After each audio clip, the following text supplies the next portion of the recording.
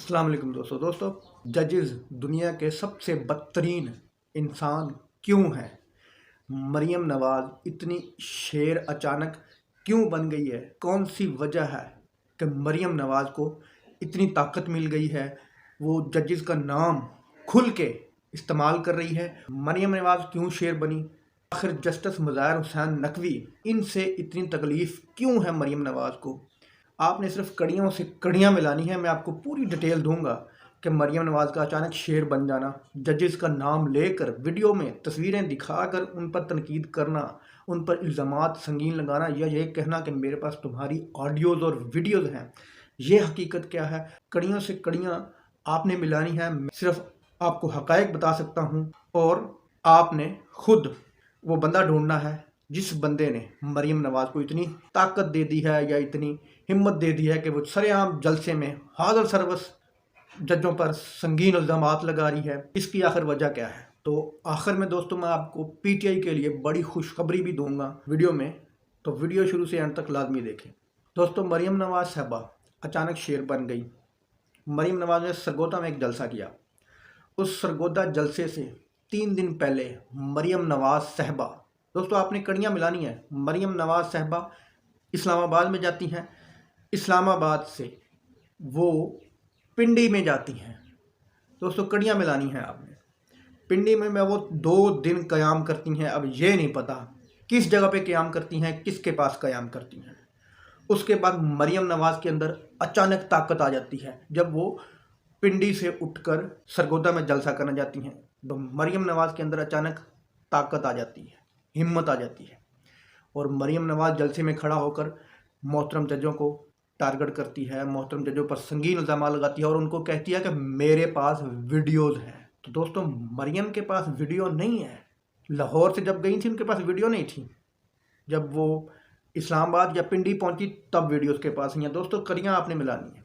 उसके बाद जस्टिस मुज़ाहिर हुसैन नकवी पिछले 30 साल से केस उठा के देख लें नवाज़ शरीफ के या मरियम नवाज़ के। जस्टिस मुज़ाहिर हुसैन नकवी ना नवाज़ शरीफ किसी केस में इन्वॉल्व है, किसी समात में या किसी केस, कोई केस जस्टिस मुज़ाहिर हुसैन नकवी के पास नवाज़ शरीफ का नहीं है या मरियम नवाज़ का नहीं है। तो justice Mazahar Hussain Naqvi hit list पे या टारगेट इतने ज़्यादा क्यों हैं मरियम नवाज़ के? दोस्तों आपने कड़ियाँ मिलानी है बस। जस्टिस मुज़ाहिर हुसैन नकवी इन्होंने अरशद शरीफ केस के बारे में तहकीकात का आगाज़ किया है। सवालात पूछे हैं JIT से कि अरशद शरीफ का लैपटॉप क्यों नहीं लेके आए, अरशद शरीफ का मोबाइल क्यों नहीं लेके आए। उन्होंने सख्त रिमार्क्स दिए हैं कि अरशद शरीफ को यहाँ से भागने पर मजबूर किसने किया, अरशद शरीफ पर 45 FIR किसने कटवाई। दोस्तों जस्टिस मुज़ाहिर हुसैन नकवी ने ये सवालात उठाए हैं JIT में अरशद शरीफ केस में। इसीलिए जस्टिस मुज़ाहिर हुसैन नकवी जो कि किसी नून लीग के केस में मुलव्वस नहीं है, वो मरियम नवाज़ की ज़ुबान पर सबसे टॉप पर है। तो कड़ियाँ आपने खुद मिलानी है। वजह क्या है? वजह है जिसने इमरान खान पर हमला करवाया, जिसने अरशद शरीफ को मरवाया, वो बंदा एक ही है। फिर जस्टिस मुज़ाहिर हुसैन नकवी भरम हुए उस JIT पर कि JIT के तमाम अरकान कहाँ हैं। तो आगे से टालम टोल किया गया, एक फ़लाँ जगह गया है, एक फ़लाँ जगह गया है। तो जस्टिस मुज़ाहिर हुसैन नकवी ने इस बात पर वो शदीद भरम हुए। जस्टिस मुज़ाहिर हुसैन नकवी और जस्टिस इजाज़ुल एहसन इन्होंने अरशद शरीफ कत्ल केस की तहकीकात करने वाली टीम से सवालात पूछे हैं। इसलिए मरियम नवाज़ की ज़ुबान पर ये दोनों जज ज़्यादा हैं। तो दोस्तों आप कड़ियों से कड़ियाँ मिलाएं।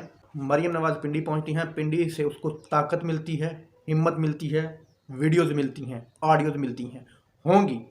अगर इमरान खान की वज़ीर आज़म की अगर हैं तो जजों की वीडियो लेना कोई बड़ी बात नहीं है। सरगोदा में खड़ी होती हैं, ताकत पिंडी इस्लामाबाद से सरगोदा में खड़ी होती हैं, मुज़ाहिर हुसैन नकवी पर इल्ज़ामात लगाती हैं। इस बात से आप अंदाज़ा लगा सकते हैं कि इसके पीछे कौन है। कड़ियाँ आपने मिलानी है। और PTI के लिए बड़ी खुशखबरी ये है कि जस्टिस मुज़ाहिर हुसैन नकवी, जस्टिस मुनीर और जस्टिस इजाज़ुल एहसन इन्होंने ओवरसीज़ का वोट इन्होंने ख़त्म किया था, वो केस अपने हाथ में ले लिया है और उस पर बड़ी तेज़ी से काम हो रहा है। ओवरसीज़ पाकिस्तानी को वोट का हक इस इलेक्शन में मिलता हुआ नज़र आ रहा है। दोस्तों वीडियो अच्छी लगी तो लाइक करना, चैनल को सब्सक्राइब करना। अल्लाह हाफ़िज़।